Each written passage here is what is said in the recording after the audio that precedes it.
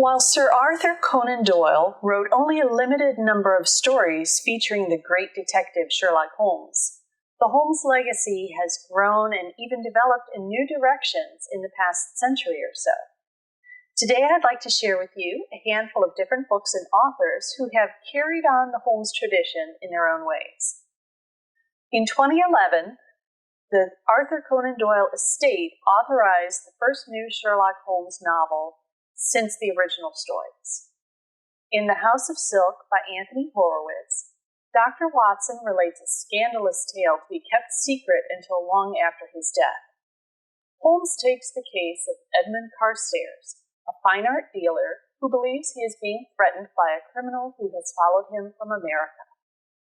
After a robbery, a murder or two, and a whispered phrase, "The House of Silk," Holmes and Watson find themselves entangled in a mysterious network that hides a dark secret and threatens Holmes' very existence.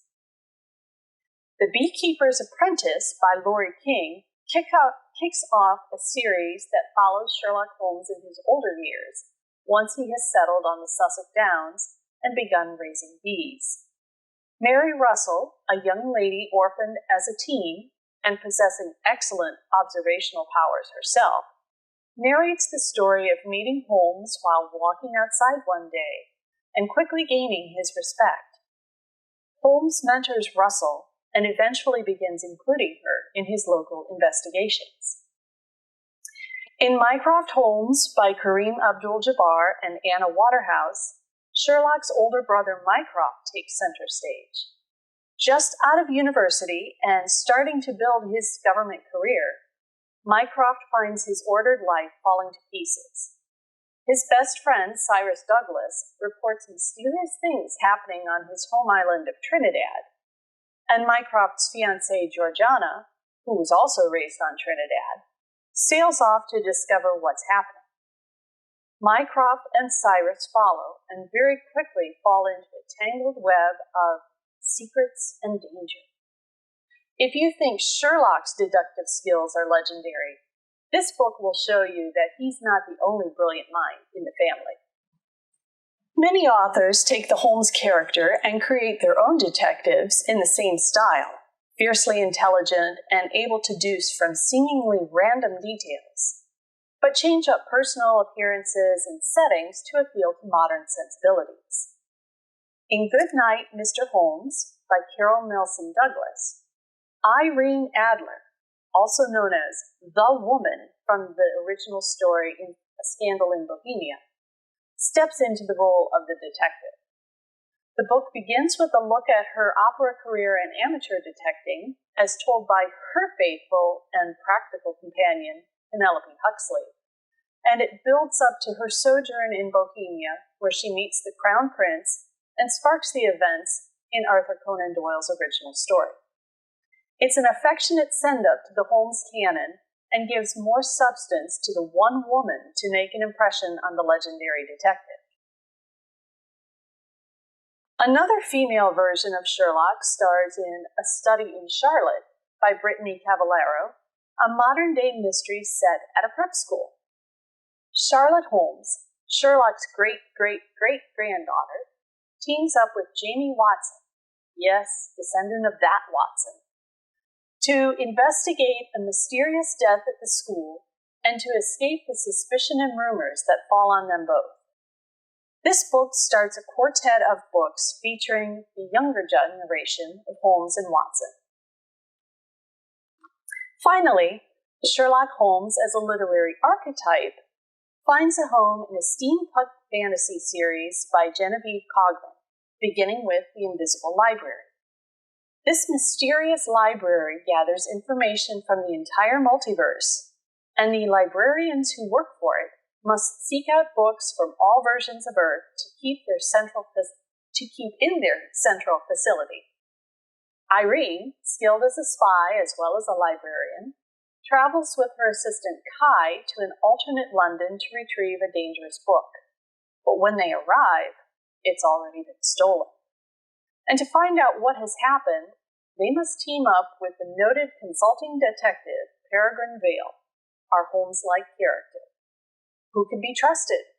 whose secrets could destroy the mission or even the library. The books in this whole series are fun, witty adventures for those who love Holmes or libraries, or both. While we only have a few of these books in the Wayne County Public Library system, you can borrow any of them from CleveNet, and most are also available either as e-books or e-audiobooks through Overdrive or Libby. If you'd like to request any of them, just call us at the reference desk and we'll be happy to help you.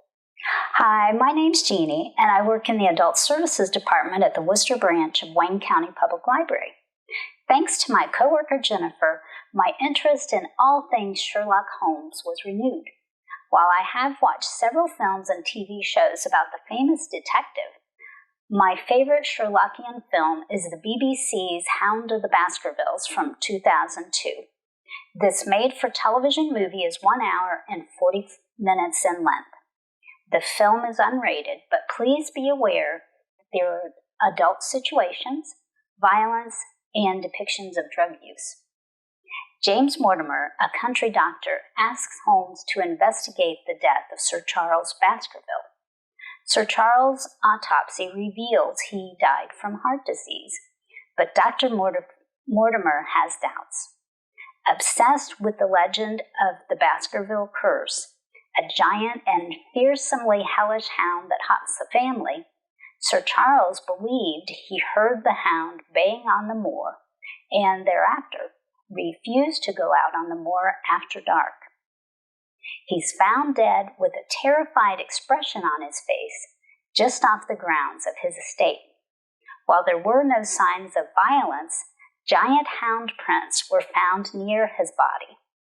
Dr. Mortimer also fears for the safety of Sir Charles' heir, Henry Baskerville. Henry has arrived in London and plans to travel to Baskerville Hall.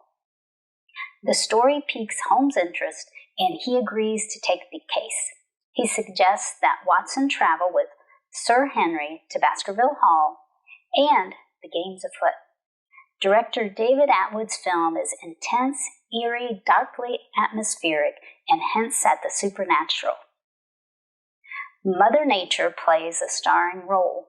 Much of the action unfolds on a moor that is naturally booby-trapped with mires that can ensnare and swallow man or beast, and it seems to almost always be pouring rain. The cast of this gothic thriller is quite good. Richard Roxburgh plays Holmes. Roxburgh appears in the films Moulin Rouge and Van Helsing. Ian Hart, perhaps best known for his role as Professor Quirrell in Harry Potter and the Sorcerer's Stone, is Watson. Oddly enough, Watson is the star, and Holmes is more of a supporting character. The two men are equals in intelligence. Both are men of action, and while they are friends, Watson admits that he doesn't trust Holmes. The film mostly follows the plot of Doyle's book, but it does take some detours along the way. This version of The Hound of the Baskervilles ramps up the darkness and danger.